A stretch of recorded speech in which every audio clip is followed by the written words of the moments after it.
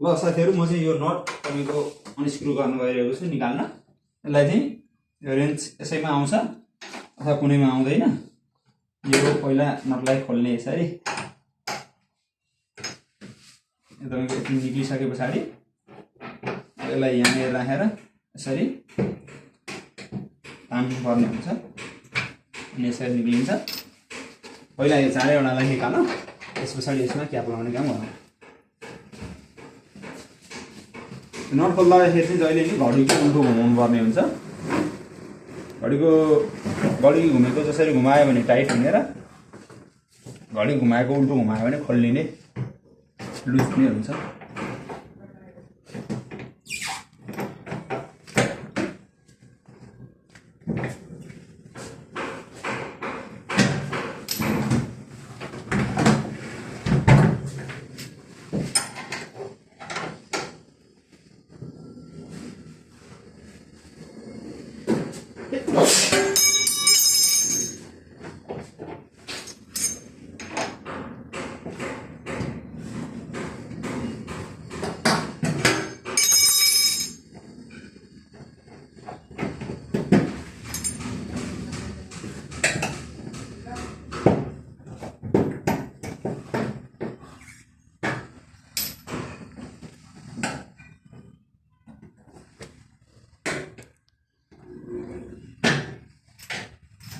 साथीहरु चारैवटा खोलिसकेका छौँ र यो यसमा सेटमा आएको पाइपमा सेतो व्हाइट कलरको चारवटा क्याप हुन्छ यसलाई चाहिँ हामीले पछाडि लाउनु पर्ने हुन्छ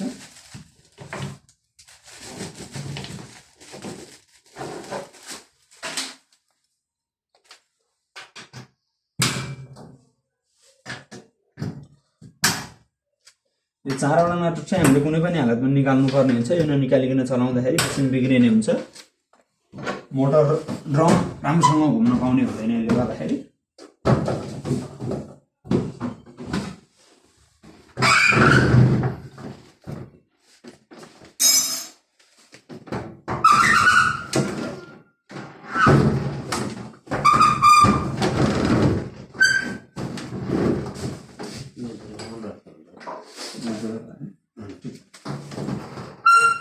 वासिङ मेसिन राख्दाखेरि चाहिँ यो जति फ्लक्चुएसन पोइन्ट छ नि त्यसको चाहिँ तलको खुट्टा यसलाई एडजस्ट गरेर जस्तै हाम्रो एकपट्टिको यो साइड र यो साइडमा नाचिरहेको छ यो साइडको लेगहरू एडजस्ट गरेर यसलाई स्टेबल पोजिसनमा राख्नुपर्ने हुन्छ यसरी हल्लाउँदाखेरि नहल्लिने गरेर यस्तो पोजिसनमा बस्यो भने चाहिँ पछि धेरै भाइब्रेसन आउने र वासिङ मेसिन चाँडो बिग्रिने समस्या आउँछ यसलाई पनि सल्भ गरौँ यो नटको यो पछाडिको नट खोल्ने हो भने यो तलको खुट्टा मिलाउने रेन्ज यसैमा हुन्छ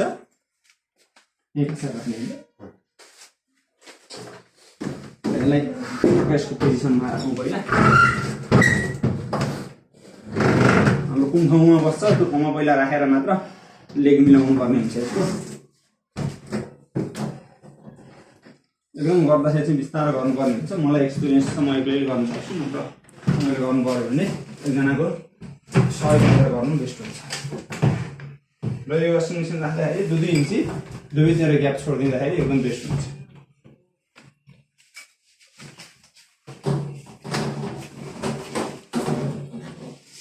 यसको मुनि चाहिँ यहाँले यो खोलेर यसलाई तलमाथि गर्नु मिल्ने खालको हुन्छ यसलाई पहिला तलमाथि गरौँ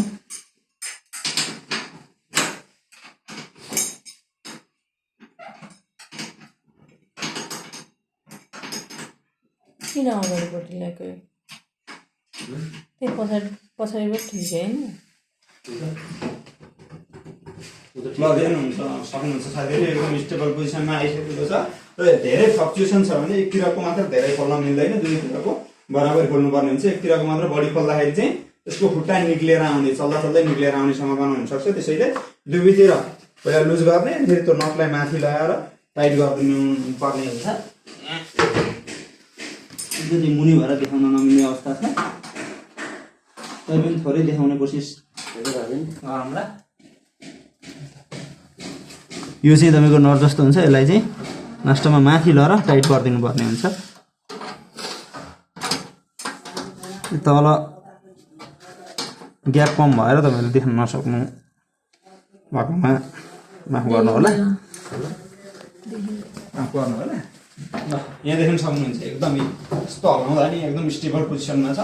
जहिले पनि राख्दाखेरि यतिको पोजिसनमा राख्नुपर्ने हुन्छ र बाँकी सबै नटहरू एकचोटि टाइट छ कि छैन चेक गर्दाखेरि एकदम बेस्ट हुन्छ। अगाडिपट्टि हुन्छ नि त यो एकदम बेस्ट हुन्छ एकचोटि चेक गर्दाखेरि लुज र सबै यतैपट्टि राख्ने रे यतैपट्टि यो लेभलमा म्याडमलाई हुन्छ। मैले भनेको यतै राख्दाखेरि ठिक हुन्छ। अगाडिपट्टि आउँछ नि त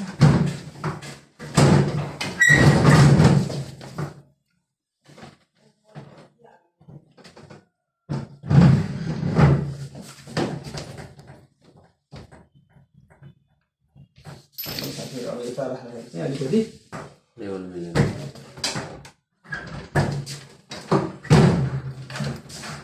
लेभल मिलेन, यो साइडको लेभल मिलेको छैन। यसले अलिकति मिलाउँदाखेरि हाम्रो ब्यालेन्समा आउँछ।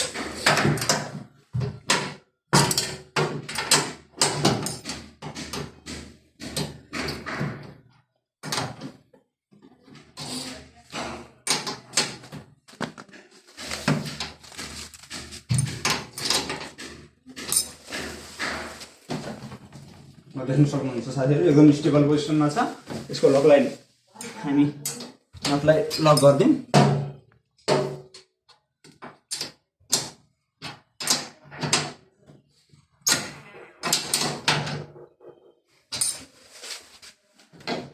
ल अब हाम्रो यसको काम सकिसकेको छ फिटिङको। तपाईँहरूलाई म यो धारोमा पाइप पनि जोड्न सिकाउनेछु। पहिला जाने पानी चाहिँ तलबाट लाने यसलाई चाहिँ स्क्रुलाई चाहिँ यसको पछाडि ठाउँ हुन्छ, यहाँनिर टाइट गर्नुपर्ने हुन्छ। यहाँनिर टक्क सिधा पोजिसनमा राखेर यसलाई यसरी टाइट गर्दै जाँदाखेरि यो आफै लक हुने हुन्छ। टाइट चाहिँ फुल टाइट गरिदिनु पर्ने हुन्छ। हातले कस्न सकेको जति टाइट गरिदिने, धेरै टाइट पनि नगर्ने, टुट्न सक्छ। यसलाई यताबाट निकालेर यो साइडबाट पनि आउँछ हाम्रो ठक्क यहाँ ठिक्क हुन्छ। 3 मिटरको पाइप हो यो।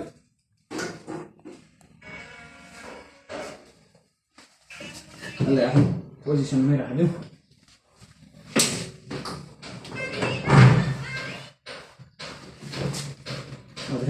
अब यता काम बाँकी रहेछ है। यो चाहिँ बेसिनको यो मिक्सरबाट, किचन मिक्सरबाट लाइन लानुपर्ने हुँदाखेरि वासिङ मेसिनमा भएको यो टाउको हाल्दाखेरि यो प्लेन भएर चिप्लिने सम्भावना हुन्छ। त्यसको लागि यो कनेक्टर पाउँछ। यो कनेक्टर सिधै यसमा लाग्ने हुन्छ। यो हुँदाखेरि सिधै पाइपमा लाग्छ। यो पाइप हाल्दाखेरि चाहिँ ग्यासको रेगुलेटर तानेको जस्तो तानेर हाल्नुपर्ने हुन्छ। यसरी लक हुन्छ, सिधै यसमा जान्छ। यो हालिरहनु पर्ने आवश्यक हुँदैन। हाल्नु पर्यो भने पनि यसको घाटमा लाग्ने हुन्छ। किला खनेर हाल्न सकिन्छ। अहिले चाहिँ हामी यही हाल्नेछौँ, यो आवश्यक पर्दैन। यहाँ अड्डिँदैन, यो प्लेन धारो भएको हुनाले यहाँबाट लिक हुने सम्भावना हुन्छ। अब यसको लागि हामीले सिलटेप लाउँछौँ अनि यसलाई स्क्रु टाइट गरिदिन्छौँ।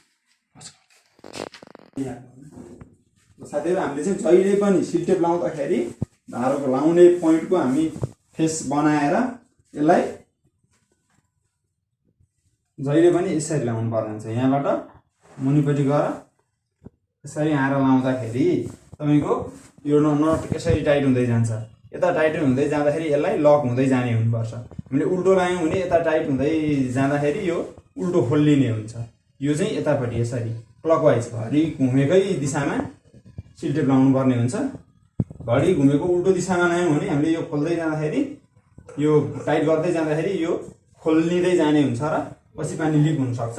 त्यसैले सिलटेप लाउँदाखेरि पनि जहिले नै आफ्नो फेसपट्टि पारेर घडी घुमेको डिरेक्सनपट्टि हामीले सिलटेप लाउनु पर्ने हुन्छ।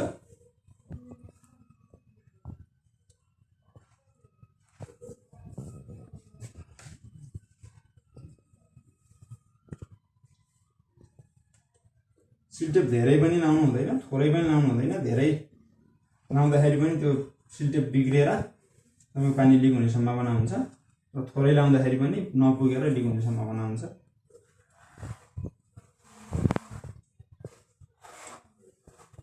लगभग 6-7 फन्का 7-8 फन्का आउँदाखेरि हामीलाई पुग्छ र अब यसलाई हामीले घडीकै दिशामा घडी घुम्ने दिशामै यसरी घुमाउँदै जानुपर्ने हुन्छ।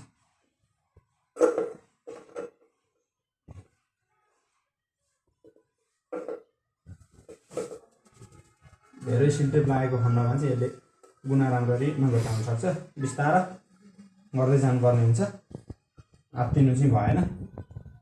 यो टाइट गर्न चाहिँ यहाँ सपोर्ट दिएर यसलाई हातले जति सकिन्छ घुमाएर हेर्ने, त्यसपछि यहाँ पानी थुन्ने र यहाँ खोलेर हेर्ने पानी लिक हुन्छ कि हुँदैन। साइडबाट पानी आइरहेको छैन तर यहाँबाट लिक भएको छैन। खोलौँ है त, यहाँबाट पानी लिक भएको छैन। यो हाम्रो काम सक्सेस भइसकेको छ, पानी आइरहेको छ। यसलाई छोडिदिउँ र हामी यो कनेक्ट गर्न थाल्दैछौँ। अब यसलाई चाहिँ ग्यासको रेगुलेटर जस्तो यस्तो तानेर सर्लक्क यो छोडिदिनु पर्ने हुन्छ पुरै भित्र छिरेसी। र यो चाहिँ अब कुनै पनि हालतमा यसलाई यो यहाँ तल सपोर्ट दिएर यो नतानेसम्म यो निक्लिने छैन। ग्यासको रेगुलेटर जस्तै हो साथीहरू, देख्न सक्नुहुन्छ। पानी अन गरिसक्यौँ हामीले, यहाँले लिकेज एक थोपो पनि छैन। अब हामीलाई वासिङ मेसिन चलाउनु परेको बेलामा यो जोड्ने, नपरेको बेलामा पानी बन्द गर्ने, यसलाई जिग्रिने ल साथी। यसरी अनि यसलाई यता राखिदिँदाखेरि केही समस्या हुँदैन। आजको त्यो वासिङ मेसिन फिटिङ भइसकेको छ र अब यसलाई कसरी अपरेट गर्ने भन्ने कुरो म देखाउन गइरहेको छु।